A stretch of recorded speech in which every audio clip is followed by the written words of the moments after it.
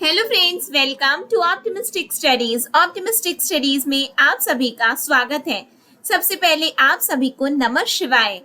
आज का जो हमारा टॉपिक है महिला सुपरवाइजर में, वो है मुख्यमंत्री बाल संदर्भ योजना।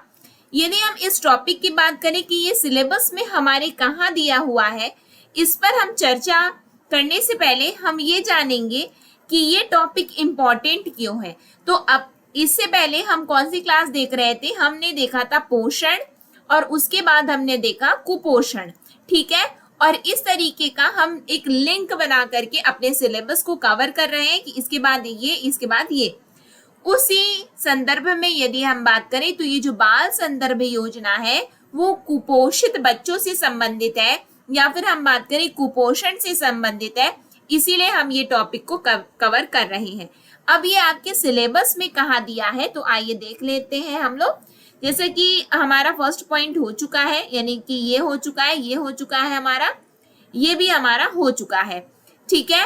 अब इसमें यदि हम बात करें कि यहाँ पे पोषण अभियान और पूरा पोषण आहार हो गया, मुख्यमंत्री सुपोषण योजना हो गया।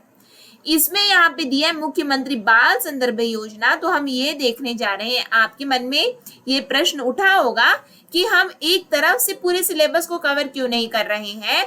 जी बिल्कुल, हम एक तरफ से ही कवर कर रहे हैं, क्योंकि जिसके बाद जैसे कि ए के बाद हमें बी पढ़ना रहता है, ठीक है, उसके बाद सी पढ़ना रहता है। हम डायरेक्टली ए के बाद एम में नहीं आ जाते हैं। तो ये सिलेबस यहाँ वहां दिया हुआ है, हम वो लिंक को जोड़ करके पढ़ रहे हैं। बातें समझ में आ रही है आपको? तो चलिए फिर हम आज की क्लास को स्टार्ट करेंगे। क्लास को स्टार्ट करने से पहले यदि आप चैनल में पहली बार आए हैं तो चैनल को सब्सक्राइब कर लीजिएगा, साथ में बेल नोटिफिकेशन को ऑन रखिएगा, जिससे हम जो भी वीडियो डालें तो आप तक पहुंचती रहे। साथ में सेशन यदि आपको अच्छा लगे तो लाइक जरूर करिएगा और ज्यादा से ज्यादा लोगों तक शेयर करिएगा, जिससे ज्यादा से ज्यादा लोग इस YouTube की क्लास का लाभ ले सकें और अपने जीवन में सफल हो सके। और जॉब है तो रॉब है, नौकरी है तो सब कुछ है। तो इसीलिए इसी टैगलाइन के साथ में हम आगे बढ़ेंगे और आज का हम अपना टॉपिक मुख्यमंत्री बाल संदर्भ योजना स्टार्ट करते हैं। मुख्यमंत्री बाल संदर्भ योजना की यदि हम बात करें तो ये वर्ष 2009 में प्रारंभ हुई है। कब हुई है? 2009 में। और गंभीर कुपोषित बच्चों को कुपोषण के चक्र से बाहर लाकर कुपोषण की दर में कमी हेतु योजना का संचालन किया जा रहा है। इसका क्या मतलब हुआ? इसका ये मतलब हुआ कि हमने कल देखा था कि कुपोषण का हमने डेटा देखा था। जी हाँ, हमने देखा तो था कुपोषण का डेटा। तो बस जो कुपोषण का जो चक्र है ना, तो हम बच्चों को कुपोषण के चक्र से बाहर निकालना चाह रहे हैं, यानी कि हम कुपोषण के दर में कमी लाना चाह रहे हैं। इसी सोच के साथ में इस योजना की शुरुआत की गई थी। योजना के तहत गंभीर कुपोषित एवं संकटग्रस्त बच्चों की चिकित्सीय परीक्षण की सुविधा, चिकित्सक द्वारा लिखी गई दवाएं तथा आवश्यकता अनुसार बाल रोग विशेषज्ञ से परामर्श की सुविधा उपलब्ध कराई जाती है। बिल्कुल ठीक है, हमने ये पढ़ लिया, लेकिन हमें ये पढ़ने बस से मतलब नहीं है। एग्जाम में क्वेश्चन क्या आएगा हमसे, उससे मतलब है। एग्जाम में क्वेश्चन पूछा जाएगा कि मुख्यमंत्री बाल संदर्भ योजना के तहत किन बच्चों को शामिल किया गया है? तो गंभीर कुपोषित एवं संकटग्रस्त बच्चों को शामिल किया गया है, ठीक है। इस योजना का उद्देश्य क्या है? तो इस योजना का उद्देश्य है कि कुपोषण के चक्र से बाहर लाना है। किसको? तो गंभीर कुपोषित और संकटग्रस्त बच्चों को। और क्या करना चाहते हैं? तो कुपोषण की दर में कमी लाना चाहते हैं। क्लियर है? अब आगे देखो, प्रत्येक विकास खंड में माह में 2 दिवस संदर्भ दिवस के रूप में चिन्हांकित करने का प्रयास है। अब आपके एग्जाम में पूछेगा कि माह में कितने दिन संदर्भ दिवस मनाया जाता है? तो प्रत्येक विकास खंड में माह में 2 दिवस संदर्भ दिवस मनाया जाता है। बिल्कुल ठीक है। बच्चों के संक्रमण की पहचान होती है कि कौन सी बीमारी क्या है क्या नहीं, ठीक है, कौन सा वायरस है क्या नहीं। निजी चिकित्सा परीक्षण संस्थान में अधिकतम 300 रुपए सीमा तक स्वास्थ्य जांच की व्यवस्था। ये एक हितग्राही को वर्ष भर में अधिकतम 500 रुपए तक की दवाएं तथा आवश्यकता होने पर चिकित्सा अधिकारी के परामर्श से इससे अधिक राशि की दवाएं उपलब्ध कराई जा सकेंगी। यानी कि 1 साल में हम 500 रुपए तक की दवाइयां आपको देंगे, लेकिन हम देख रहे हैं कि 500 में तो काम नहीं बना भाई, तो क्या करेंगे, इससे अधिक भी दे देंगे। बिल्कुल ठीक है, तब बात सही है। निजी शिशु रोग विशेषज्ञ की सेवा पर सम्मान स्वरूप 1,000 रुपए का मानदेय एवं 500 रुपए तक यात्रा व्यय का प्रावधान है। निजी शिशु रोग विशेषज्ञ यानी कि यहाँ पे डॉक्टर आ गए भाई, तो डॉक्टर आए हैं तो क्या कर रहे हैं, उनको 1,000 रुपए दिए हैं। क्यों दिए, सम्मान स्वरूप दे रहे कि आप आए हो, और 500 रुपए तक का यात्रा व्यय प्रदान कर रहे हैं। बिल्कुल ठीक।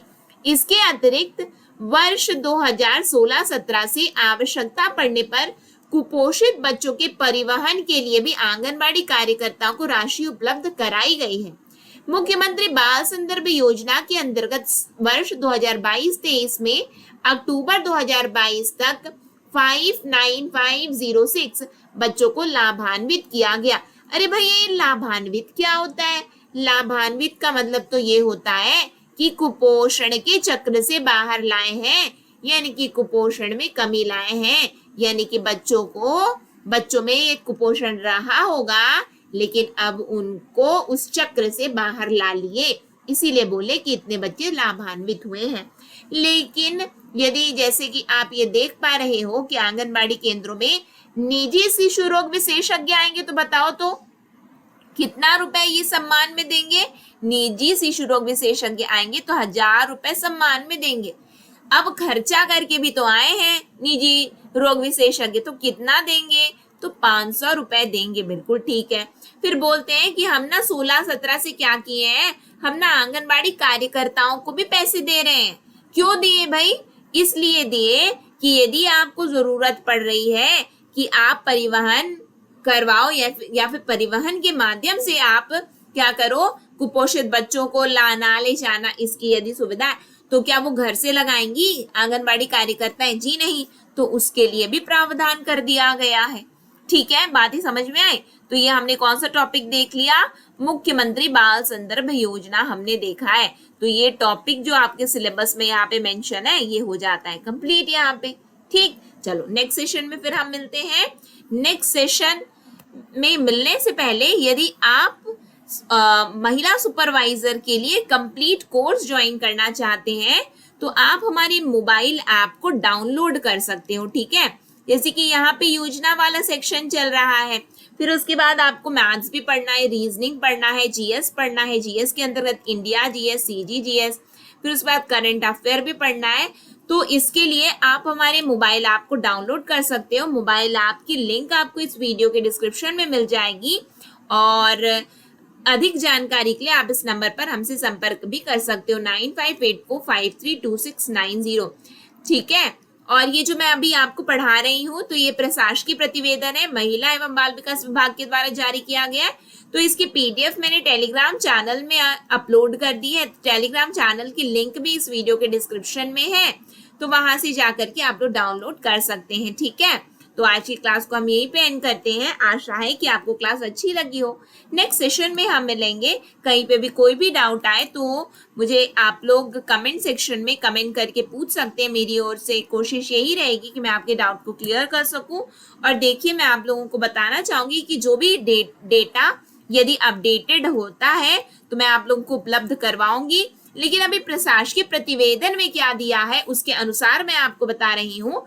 फिर उसके बाद में मैं आपको जो एक अलग सी सेशन लेकर के, जैसे कि मानदेय वाला एक क्या बोलते हैं टॉपिक है, ठीक है, कि आंगनबाड़ी कार्यकर्ताओं को कितनी राशि दी जाती है, और या फिर सहायिकाओं को कितना दिया जाता है, राज्य सरकार कितना देती है, केंद्र सरकार कितना देती है।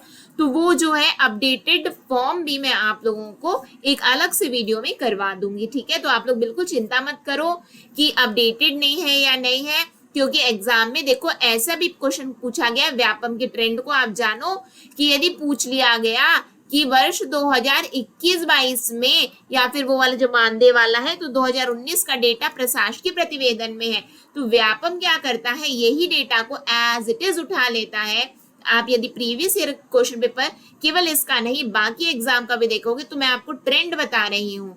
ठीक है, तो दोनों चीजें आपको पता होना चाहिए कि अभी का क्या है, बिल्कुल पता होना चाहिए, लेकिन इसमें जो दिया है उसको भी आपको जानना बहुत ज्यादा जरूरी है।